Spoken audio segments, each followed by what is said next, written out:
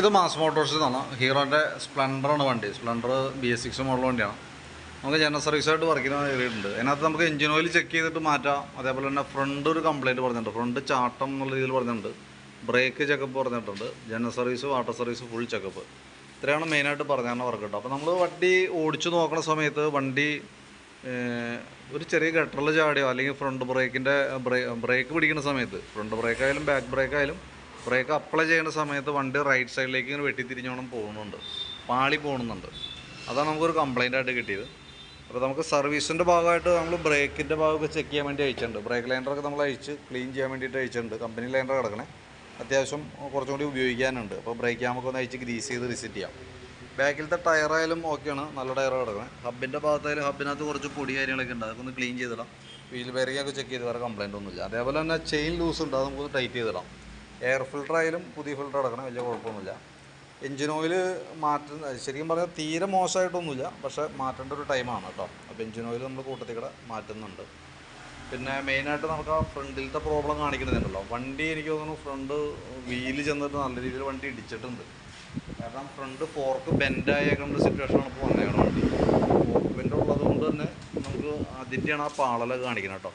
Front fork ബെൻഡുണ്ട്. അതേപോലെ തന്നെ ഈ കോൺസെപ്റ്റിനും സീറ്റിങ് കംപ്ലയിൻറ്റ് വന്നിട്ടുണ്ട്. വണ്ടി ഇടി കൊണ്ടപ്പോൾ പറ്റിയതാണ്. അപ്പോൾ നമുക്ക് അതിൻ്റെ ഈ ഫോർക്ക്, രണ്ട് fork, T stem, bridge top ഇതടക്കം അഴിച്ചു കൊടുത്ത് ലെവൽ ചെയ്തിട്ട് വേണം റീസെറ്റ് ചെയ്യാനായിട്ട്. അഴിക്കുന്ന സമയത്ത് നമുക്ക് അതിൻ്റെ ഫോർക്കിൻ്റെ ഓയിൽസീൽ കാര്യങ്ങളൊക്കെ മാറ്റി സെറ്റ് ചെയ്യേണ്ടതായിട്ട് വരും കേട്ടോ. അപ്പോൾ ഞാൻ അതിൻ്റെ എസ്റ്റിമേറ്റ് ഡീറ്റെയിൽ ആയിട്ട് തരാം. വീഡിയോ കണ്ടതിന് ശേഷം നോക്കിയിട്ടൊന്ന് റിപ്ലൈ ഇട്ടാൽ മതി. ഫ്രണ്ട് ഫോർക്ക് ബെൻഡ് ഉണ്ടെന്ന് ഞാൻ ജസ്റ്റ് അതിന് ഒന്ന് കാണിച്ചു തരാം നമുക്ക് എന്താണ് അവസ്ഥ എന്നിട്ട്. ഈ വീലിൻ്റെ ഈ ഭാഗത്തേക്ക് നോക്കി അറിയാം.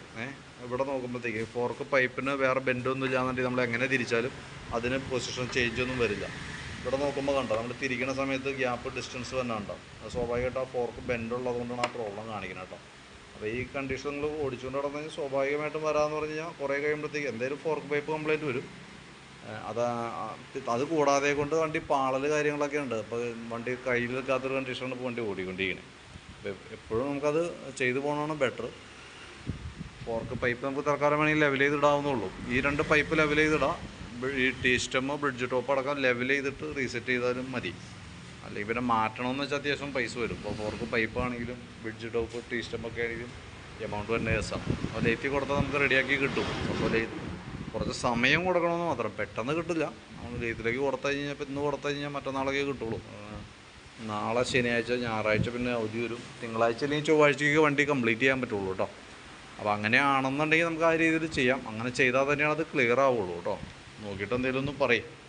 പിന്നെ അതേപോലെ സ്പാർക്ക് പ്ലഗൊക്കെ ഒന്ന് അഴിച്ച് ക്ലീൻ ചെയ്യാറുണ്ട്, പുതിയ പ്ലഗ് കിടക്കണേ. അതേപോലെ ബാറ്ററി നമ്മൾ ചെക്ക് ചെയ്യാനുണ്ട്. ബാറ്ററി നമുക്കത് ഇരിക്കുന്നത് 2024 ബാറ്ററി കേട്ടോ. 13 വോൾട്ട് കാണിക്കുന്നുണ്ട്. ലോഡ് കൊടുക്കുമ്പോഴായാലും വേറെ കംപ്ലയിൻ്റ് ആയിട്ടൊന്നുമില്ല.